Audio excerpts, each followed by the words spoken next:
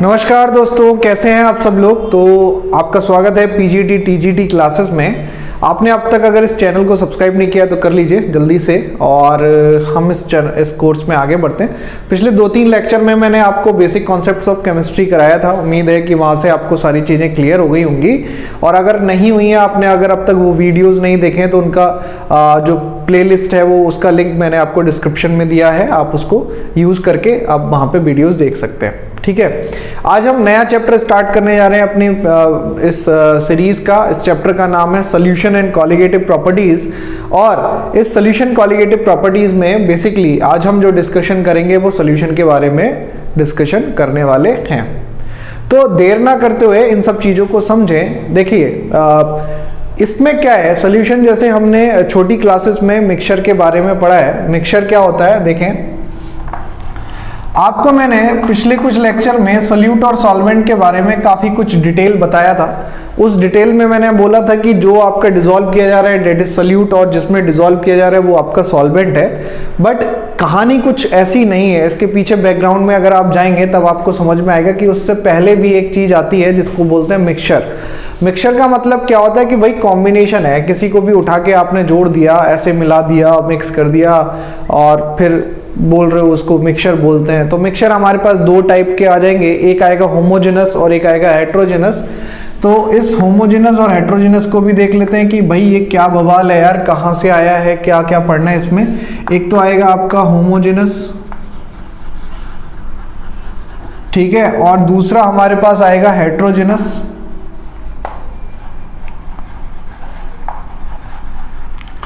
ठीक, अब होमोजेनस जैसे हम जानते हैं बेटा, होमोजेनस का मतलब यह है कि जो थ्रू आउट द मिक्सचर एक ही फेज दिखाई दे और उसको सेपरेट करना फिजिकल मीडियम से वो पॉसिबल ना हो, है ना। तो ये दोनों कंडीशन एक साथ ही लगेंगी, एक थ्रू आउट द मिक्सचर एक ही फेज दिखाई दे और उसको सेपरेट करना पॉसिबल ना हो। यहाँ पे हिंदी वाला और था, अंग्रेजी वाला और नहीं है, तो इसीलिए मैं बोल रहा हूँ कि ये दो कंडीशन एक साथ लगेंगी तभी आपका वो जो मिक्सचर होगा that is called homogeneous mixture.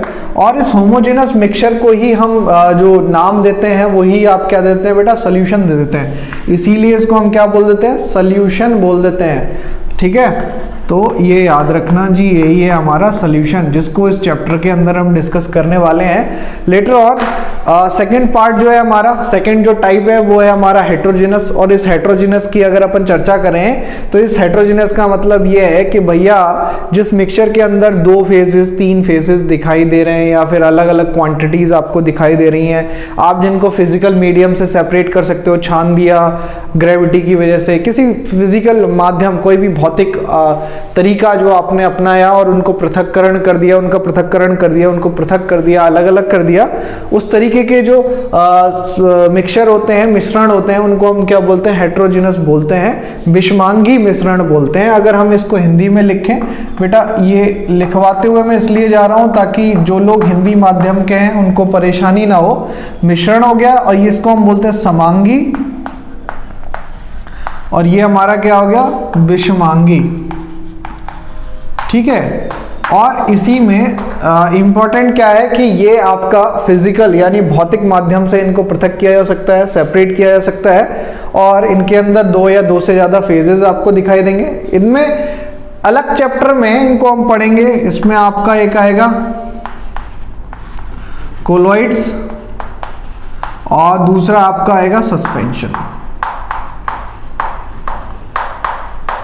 ठीक है, 2 चीजें इसके अंदर आएंगी, एक आएगा कोलॉइड्स और एक आएगा सस्पेंशन। तो कोलॉइडल पार्टिकल आपने सुना होगा ना, कोलॉइडल पार्टिकल, भैया चौक को आपने पानी में डिसॉल्व कर दिया, मिला दिया तो क्या बन गया, फॉग है वो क्या है, आइसक्रीम है वो क्या है, इन सब चीज़ों को आप सब जानते हैं। These all are practical example, ये सारे के सारे हमारे प्रयोगात्मक उदाहरण हैं। तो इनकी हम जो चर्चा है वो आगे लेक्चर में करते हुए जाएंगे, इसको अलग चैप्टर में पढ़ेंगे। तो ये वाला पार्ट जो हम पढ़ने वाले हैं ये पढ़ेंगे हम किसके अंदर, ये पढ़ेंगे कोलॉइडल केमिस्ट्री। और जो टीजीटी वाले हैं जो इसको पढ़ना चाहते हैं उसी में ही इसी का ही एक पार्ट जो है वो आपको मिलेगा किसके अंदर, सरफेस केमिस्ट्री के अंदर। ठीक है, तो ये आपका सरफेस केमिस्ट्री के अंदर आएगा। और फिलहाल जो हम ये वाला पार्ट पढ़ेंगे ये इस चैप्टर के अंदर हम पढ़ने वाले हैं। कौन सा? हमारा सॉल्यूशन वाला पार्ट इसी चैप्टर में आएगा। अब मैं कुछ इसके बारे में भी बता देता हूँ क्या क्या हम इसके अंदर पढ़ेंगे, ताकि आपको एक ब्रीफ आइडिया हो जाए कि इस चैप्टर में आखिर मेहनत किसके ऊपर करनी है, कौन कौन से टॉपिक हमारे इसके अंदर कवर होने वाले हैं। तो सबसे पहले तो इसमें मैं बता देता हूँ आपकी सॉल्युबिलिटी की सबसे पहले चर्चा करेंगे। सॉल्युबिलिटी प्रोडक्ट नहीं निकालेंगे कि क्या होती है सॉल्युबिलिटी प्रोडक्ट, वो आपका इक्विलिब्रियम का पार्ट है। वो जैसे ही ये चैप्टर खत्म होगा हम इक्विलिब्रियम पार्ट की तरफ मूव ऑन करेंगे। तो यहाँ पे जो कैलकुलेशन करनी है या जो टॉपिक्स पढ़ने हैं वो मैं आपको बताते हुए जाता हूं। सबसे पहला टॉपिक आपको पढ़ना है सॉल्युबिलिटी। और सॉल्युबिलिटी किसकी पढ़ेंगे? हमें सॉलिड प्लस लिक्विड ये पढ़ना है एक, और दूसरा आपको पढ़ना है गैस प्लस लिक्विड, और क्या पढ़ना है आपको? Liquid in liquid. मतलब समझ में आया? कुल मिला के जो आपका सॉल्वेंट है वो तो आपका लिक्विड ही रहना है, बाकी चीजें आपकी बदलती जाएंगी। सॉलिड भी मिलाएंगे, गैस भी मिलाएंगे और लिक्विड भी मिलाएंगे। तो ये तो आपको सॉल्युबिलिटी के बारे में पढ़ना है इस चैप्टर में। दूसरा अगर हम बात करें, यहाँ पे लॉज पढ़ेंगे। कौन कौन से लॉ पढ़ेंगे? हेनरी लॉ पढ़ेंगे, हेनरीज लॉ पढ़ेंगे। ये आप सब जानते होंगे हेनरी लॉ किस तरीके से काम करेगा, ठीक है। और राउल्ट्स लॉ पढ़ेंगे। राउल्ट्स लॉ इंपॉर्टेंट है, वेरी इंपॉर्टेंट। राउल्ट्स लॉ तो बहुत ज्यादा इंपॉर्टेंट हो जाएगा, ठीक है। और क्या पढ़ेंगे? यहां पे आपको एक चीज और याद रखनी है कि राउल्ट्स लॉ से पहले थोड़ा बहुत डाल्टन लॉ के बारे में आपको मैं बताऊंगा कि भाई डाल्टन लॉ किस तरीके से काम करता है, क्या होता है डाल्टन लॉ। बट उसका इतना ज्यादा यूज नहीं करेंगे अपन, केवल और केवल राउल्ट्स लॉ का ही सबसे ज्यादा यूज करेंगे। बट फिर भी मैं लिख देता हूं, ये राउल्ट्स लॉ से पहले हमें क्या पढ़ना पड़ेगा? Dalton's law. तो यहां पे लिख देते हैं बिफोर, यहां पे लिख देते हैं आफ्टर डाल्टन्स लॉ।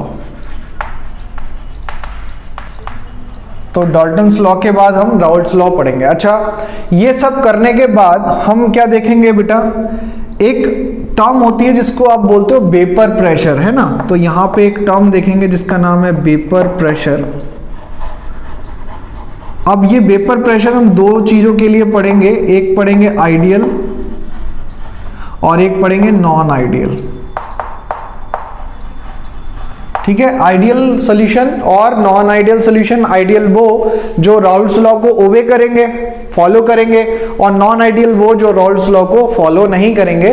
इसके अंदर भी हमारे पास दो चीजें आएंगी, एक आएगा एलिवेशन और एक आएगा डिप्रेशन, या फिर आप बोल सकते हो बॉइलिंग पॉइंट में यहाँ पे चेंज आपको मिलेगा, एलिवेशन इन बॉइलिंग पॉइंट और डिप्रेशन इन फ्रीजिंग पॉइंट। या फिर आप नॉन आइडियल बिहेवियर में आप देखेंगे कि कर्व किस तरीके से आपका शिफ्ट हो रहा है, आपका पॉजिटिव डेविएशन है या फिर नेगेटिव डेविएशन है। तो यहाँ पे कुल मिला के नॉन आइडियल के अंदर जो हमें देखने को मिलेगा वो डेविएशंस देखने को मिलेंगे वेपर प्रेशर के अंदर। तो यहाँ पे आपका मिल जाएगा पॉजिटिव डेविएशन, और यहां पे दूसरा पॉइंट होगा नेगेटिव डेविएशन। तो ये वाला टॉपिक हमें पढ़ना है इसी लेक्चर के अंदर, इसी की सीरीज में हम देखेंगे। तो ये डेविएशन वाला पार्ट जब कंप्लीट हो जाएगा फिर हम आएंगे फाइनली अपना जो इंपॉर्टेंट टॉपिक है, इस पे आप और 4-5 मार्क लगा सकते हो, जिसको हम बोलेंगे कॉलिगेटिव प्रॉपर्टीज।